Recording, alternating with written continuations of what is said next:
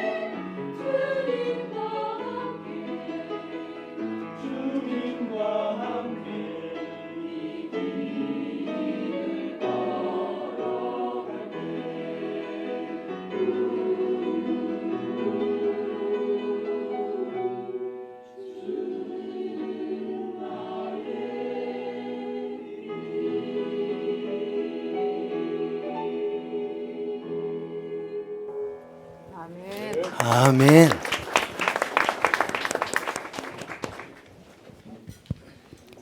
오늘의 말씀입니다. 창세기 15장 1절에서 6절입니다.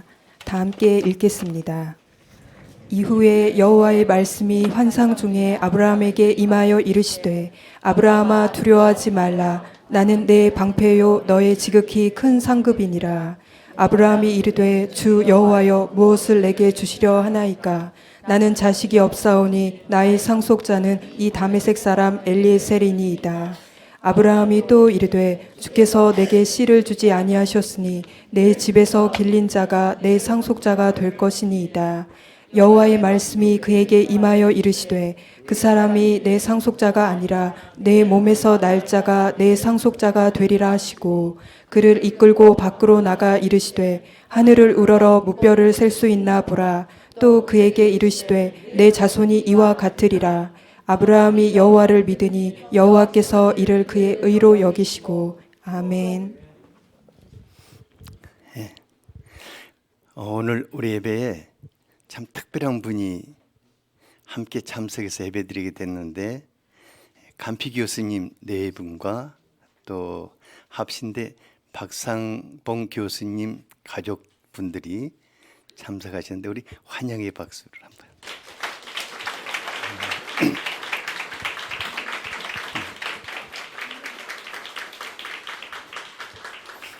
감사합니다.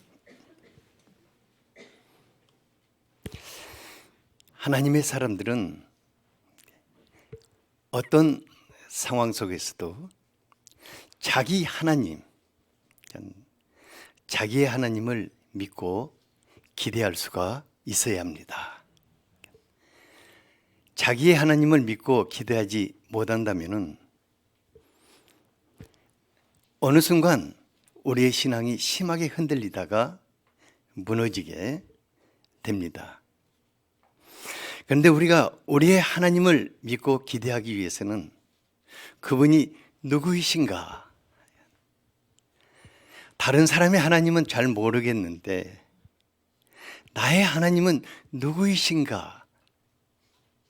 알고 그분으로 살아야 할 줄 압니다.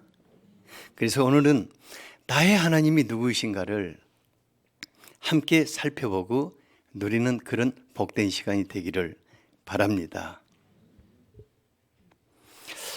아브라함이 하나님의 부르심을 받은 후에 오직 자신의 하나님을 믿고 의지하여 살고자 말씀에 순종해서 신앙생활을 출발했습니다.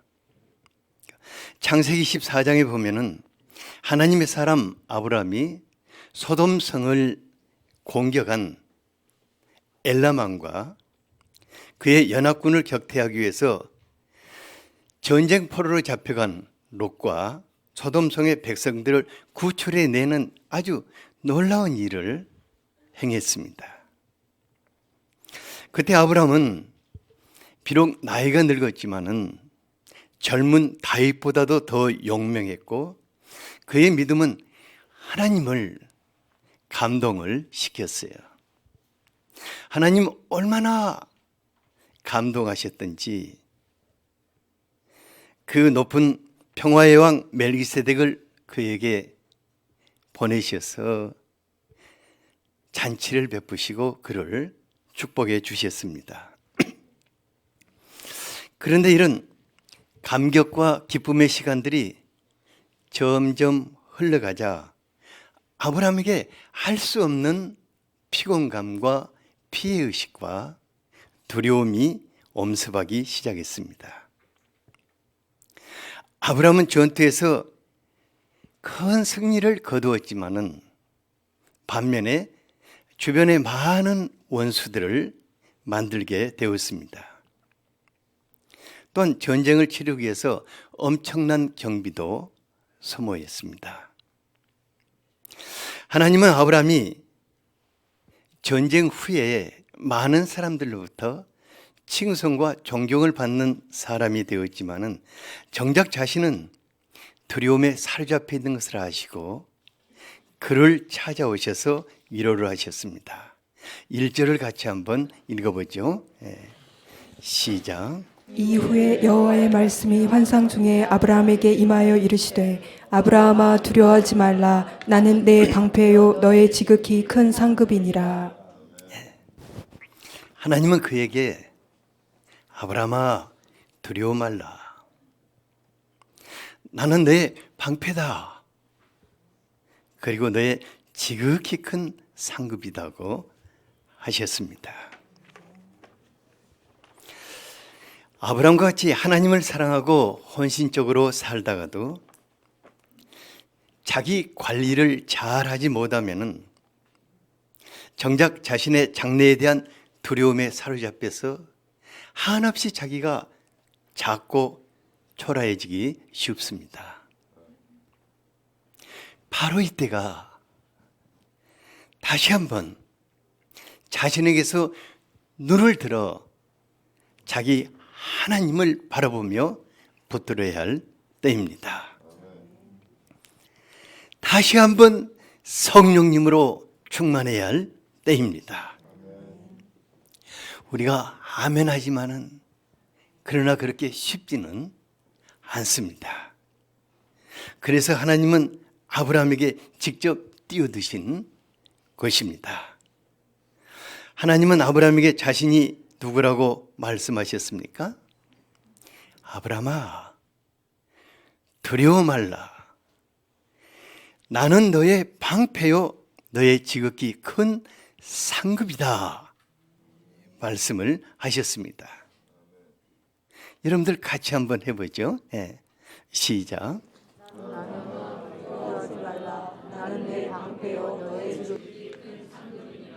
네.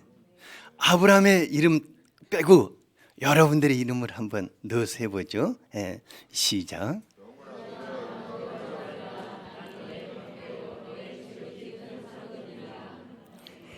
아멘. 하나님은 아브라함이 왜 두려워할 필요가 없다고 하십니까? 첫째는 하나님이 친히 그를 감싸시고 방패가 되어주시기 때문입니다. 우리 여기 안권사님이 있다 합시다. 안권사님 이쁘니까 빨간 걸로 해줄게. 그런데 하나님이 감싸주시는 거예요. 누구를 감싸고 있다고? 누가 무슨 안권사만 감싸고 있나? 여러분 다 감싸고 있다. 하나님이 우리를 저렇게 감싸고 있는데 누가 그 하나님의 방패막을 뚫고 들어와서 여러분들을 공격할 수 있겠습니까? 누가 감히 하나님의 품에 안겨 있는 여러분들을 공격해서 무너뜨릴 수가 있겠습니까? 하지만 사단이 아주 하나님 뚫고는 못 들어오지만 원거리에서 멀리 원거리에서 두려움이라는 미사일로 여러분들의 마음과 삶을 공격해 올 때가 있을 것입니다. 어디서? 멀리서. 뭘로? 두려움이라는 미사일로 여러분들을 공격해 올 때가 있을 것입니다. 그때 이제 내가 막 내 힘과 내 의지와 그것을 밀어내보고자 하고 또 내가 맞서서 싸워보고자 한다 하면은 정말 쏘고생을 많이 하게 되는 것입니다. 그래서 두려움이 엄습할 때는 막 하나님 속으로 더 깊이 들어가야 합니다. 하나님 우리를 감싸고 계십니다. 그래서 하나님 뒤로 숨는 법을 자주 연습하다 보면은 두려움이 엄습할 때마다 골이 들어가고 하다 보면은 일평생 험한 세상에서 여유롭고 평화롭게 살 수 있는 것입니다. 그래서 다윗은 시편 55편 8절에서 내가 나의 피난처로 속히 가서 폭풍과 광풍을 피하리라. 한 권사님 혼자 한번 읽어보세요. 크게 한번 읽어보세요.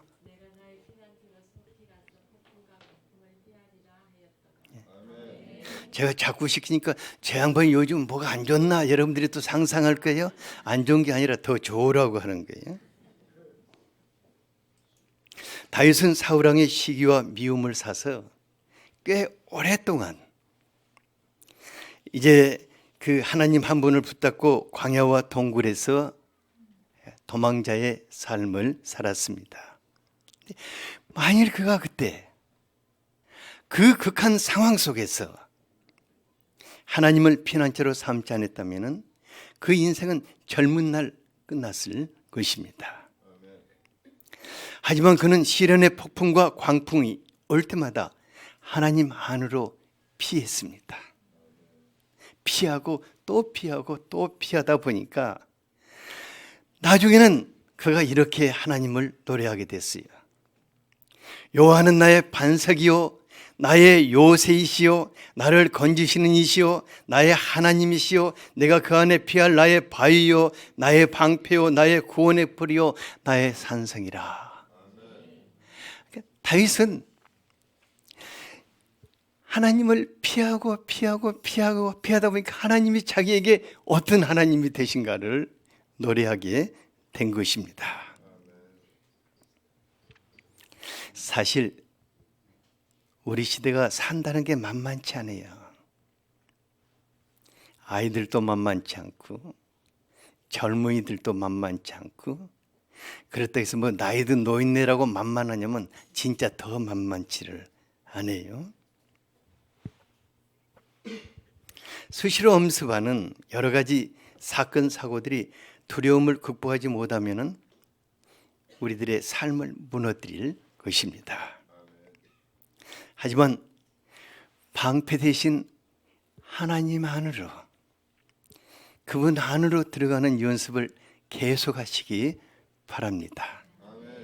그리고 그분이 나에게 어떤 분이 되시는가를 체험할 수 있게 되기를 바랍니다. 그래서 모세가 그 애굽 그 병거들이 뒤에서 확 쫓아올 때 두려워 떨고 있는 자기 백성들에게 너희는 두려워 말고 가만히 서서 오늘 너희를 행하시는 구원을 보라고 하였어요. 가만히 서서 하나님이 어떻게 싸우시고 어떻게 구원하시는가를 보라고 하였습니다. 시련의 날 하나님 안에 가만히만 있어도 승리합니다. 옆 사람에게 시련의 날 하나님 안에 가만히만 있어도 승리합니다.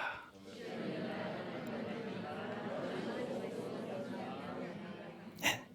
둘째는 하나님이 친히 지극히 큰 상급이 되신다고 하셨습니다. 하나님은 두려움과 비의식에 시달리고 있는 아브라함에게 나는 내 방패요 너의 지극히 큰 상급이라고 하셨습니다. 그러니까 지난날 같으면은 하나님의 약속의 말씀에 우리 박종훈 집사같이 아멘 했을 건데 아멘이 안 나왔어요. 하나님의 말씀에 지금까지 고분고분하고 아멘으로 순종하던 아브라함이 하나님의 면전에서 컴플레인을 했어요.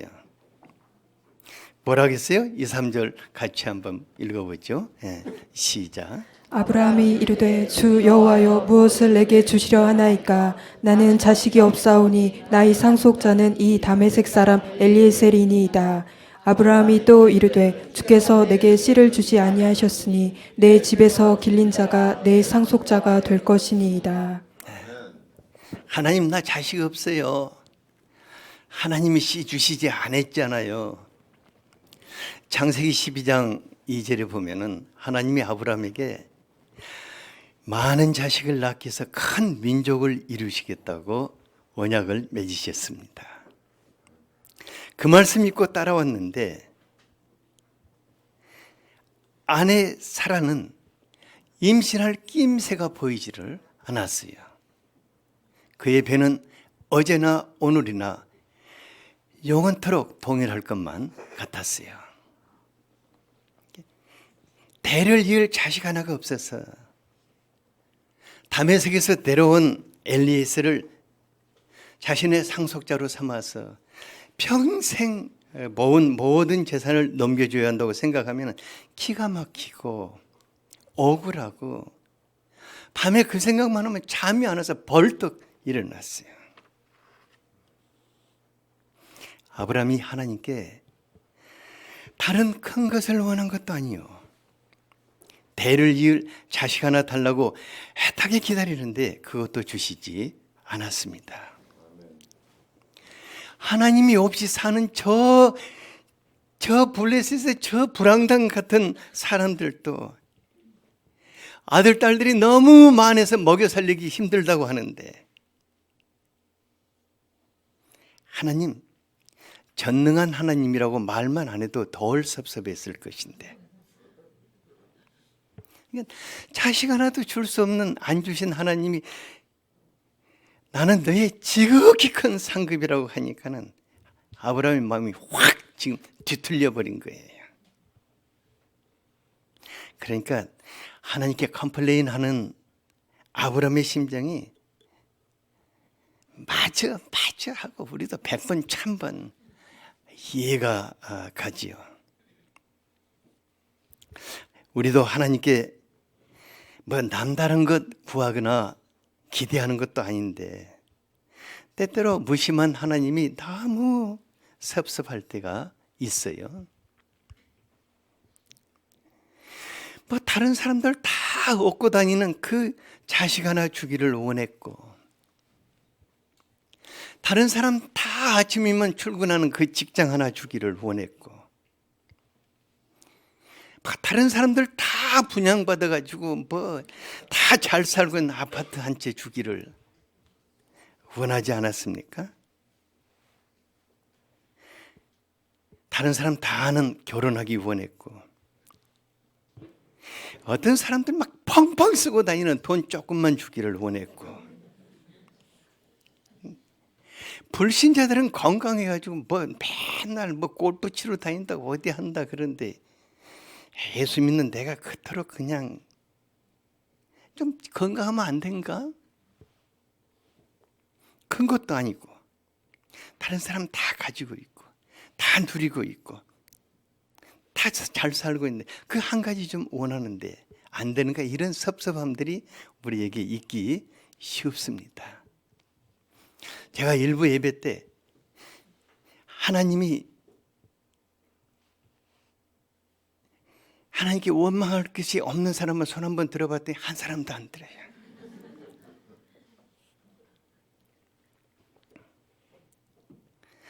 그런데 바로 이때 나의 삶 속에서 절박한 문제들을, 이것이 뭐 영원할 것 같은데 실은 잠시 후면은 하나님이 친히 다 해결해 주실 수 있는 문제들인 것입니다. 해결해 주셔도 정말 풍성하게 주실 것입니다. 그런데 그것보다도 더 중요하고 더 절박한 것이 있습니다. 그것은 우리 삶을 끌어안고 계시는 바로 그 하나님, 나의 하나님을 알고 나의 하나님을 새롭게 만나며 나의 하나님을 얻게 되는 것입니다. 바로 우리가 어려울 그때 우리의 신앙의 대전환점을 가져야 할 시기인 것입니다. 하나님은 자나깨나 문제들에 매달려 살고 있는 우리들에게 하나님 자신을 주시기를 원하십니다. 하나님 자신이 내 삶이 되기를 원하십니다. 그리고 우리가 하나님과 동행하는 하나님의 사람들이라 부름받기를 원하시는 것입니다.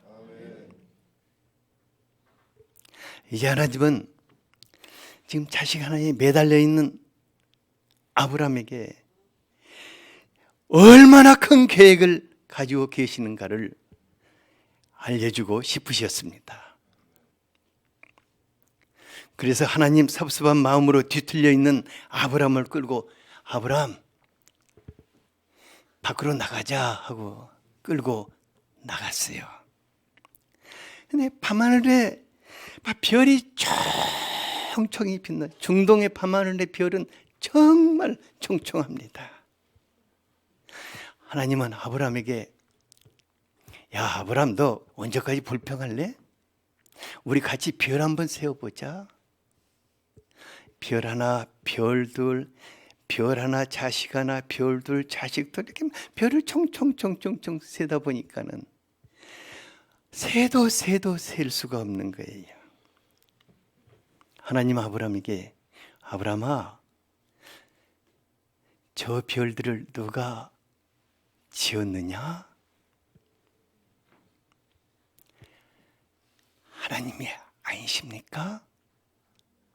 아브람의 마음속에 아이들의 눈동자와 같이 초롱초롱 빛나는 그 별의 너머 속에 계시는 하나님이 들어오기 시작했습니다. 하나님 그걸 보시고 내 자손이 이와 같으리라.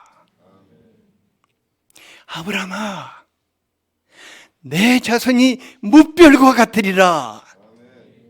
하나님 아브람 너무 감동했어. 아멘. 하나님 그렇게 하실 것을 믿습니다. 하나님 그때 그 아브람의 믿음을 그의 의로 인치시고 그를 하나님의 벗이요 하나님의 사람이라 일컬게 되었습니다. 하나님은 아브람에게 자식 하나가 아니라 하늘의 무별과 같은 후손들을 주시고자 부르시고 지금까지 믿음을 연단하시며 그를 하나님의 사람으로 키워오신 것입니다. 하나님은 아브라함에게 먼저 하나님의 자신을 주신 후 그의 일생 동안 지극히 큰 상급이 되셔서 그의 삶을 놀랍게 축복해 주시고자 하신 것입니다. 저는 창세기 24장 1절만 보면 참 기분이 좋아요. 왜냐하면 아브라함이 나이가 많아 늙었고 세상 떠날 날이 가까웠는데 그때까지도 하나님이 그가 하는 모든 일들을 복 주셨더라고 하였습니다. 나의 하나님이 누구이신가 알게 될 때 더 이상 나를 고통케 하고 쪼이는 그런 지엽적인 문제들을 붙들리지 않게 될 것입니다. 하나님 안에 우리 인생 전체가 담겨져 있습니다. 하나님 안에 여러분들의 인생 전체가 담겨져 있습니다. 그래서 신앙생활의 횟수가 더해갈수록 마음에 쌓인 섭섭함을 떨구어버려야 합니다. 내 삶의 지극히 큰 상급 되신 우리 하나님, 우리가 하나님을 소유할 때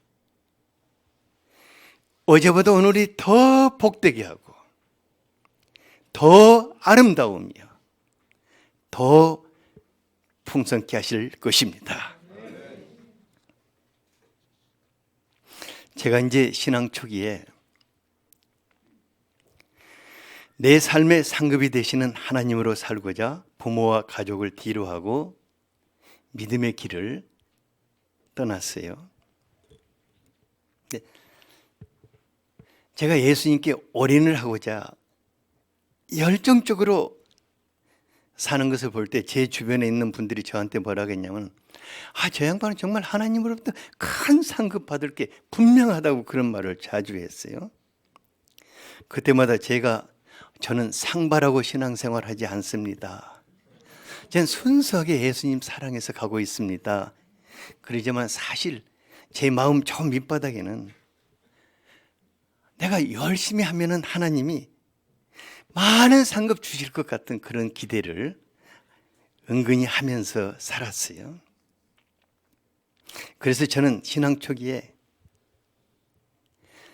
상 받을 것을 바라고 대회를 이 대회 저 대회 쫓아다니는 아이들같이 하나님 상급을 바라고 열심히 살았어요. 그런데 젊은 날 저에게 돌아오는 것은 상급 대신에 고난과 시련이었고 가난과 여러 가지 질병들로 병든 몸이었습니다. 그러니까 제가요, 모든 대회에서 상 받아보고자 온 열심을 다하는 아이들이 낙선할 때마다 마음이 비참하고 그 낙심이 큰 것 같이 이제 하나님 상급 이제 진짜 안 바라야겠다. 하나님 상급 더 이상 바랬다가는 정말 비참해지겠다는 생각이 들어서 이제부로는 내 힘과 하여간 나의 성실로 이렇게 살고자 그냥 결심을 했어요. 왜냐하면은 자기 힘으로 사는 사람들이 나보다 훨씬 더 빠른 것 같이 보였어요. 예, 저도 좀 빠르고 떳떳한 편을 선택해야겠다고 하고 몸이 부서지도록 최선을 다했거든요. 그런데 몸만 부서졌지 그야말로 되는 것이 없었어요. 그러면 여러분들은 목사님이 무능해서 그랬죠 이랬지만 아니에요. 저도 한때는 꽤 괜찮은 사람이었어요. 사람들이 저를 되게 지혜 있다고 능력 있다고 인정해 줬거든요. 근데 이놈의 예수님 따라다니다 보니까 다 잃어버렸어요. 어떻게 사는지도 다 잊어버리고. 그런데 하나님 이런 저에게 상급을 주시는 분을 넘어서서 하나님 자신을 주시고자 찾아오셨어요. 그리고 하나님이 내 삶 속에 친히 상급이 되시고자 성령으로 같이 해 주셨습니다. 그래서 더 이상 하나님의 상급에 매달리지 않고 하나님 자신으로 사는 삶을 연습하기 시작했습니다. 하나님으로 살게 된 이후로부터 하나님과 나 사이에 갈등이 없어졌어요.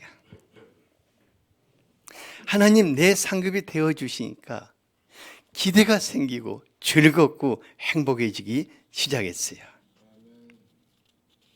하나님은 나는 너의 지극히 큰 상급이라고 하십니다.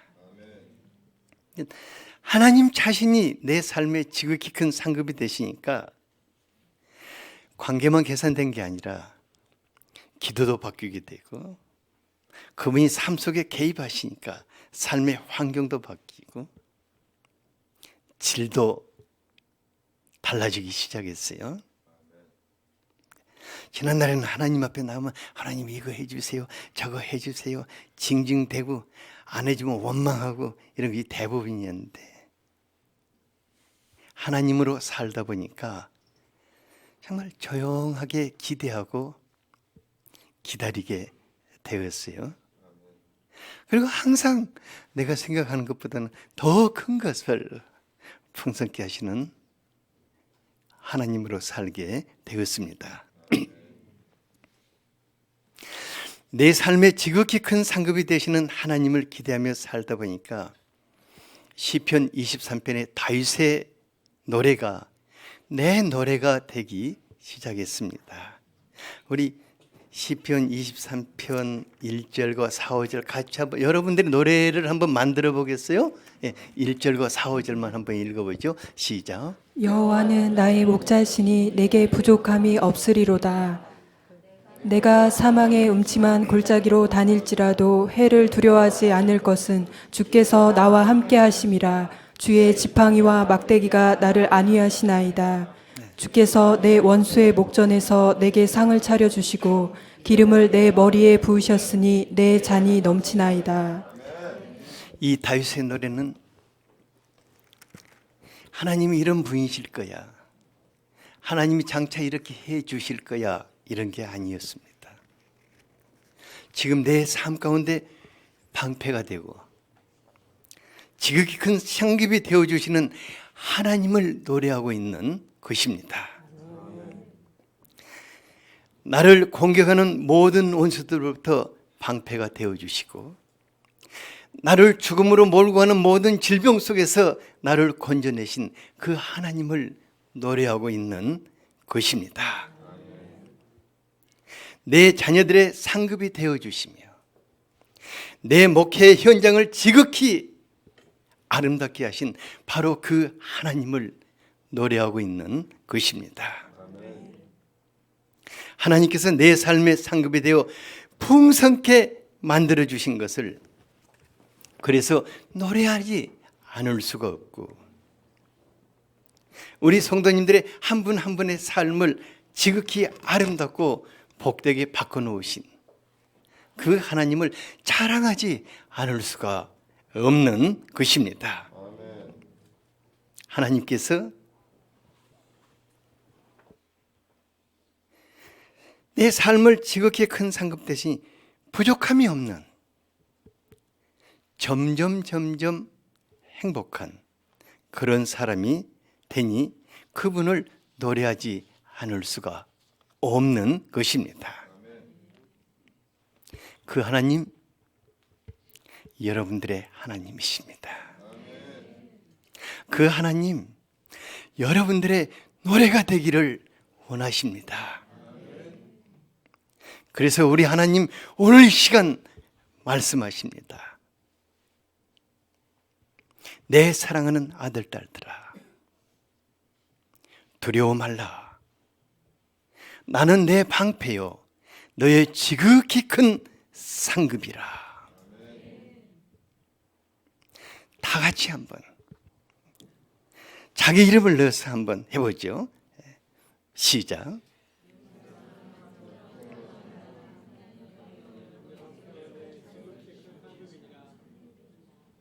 우리 하나님 말씀하신 대로 우리 인생 다하는 날 동안 우리를 끌어안고 지켜주실 것입니다.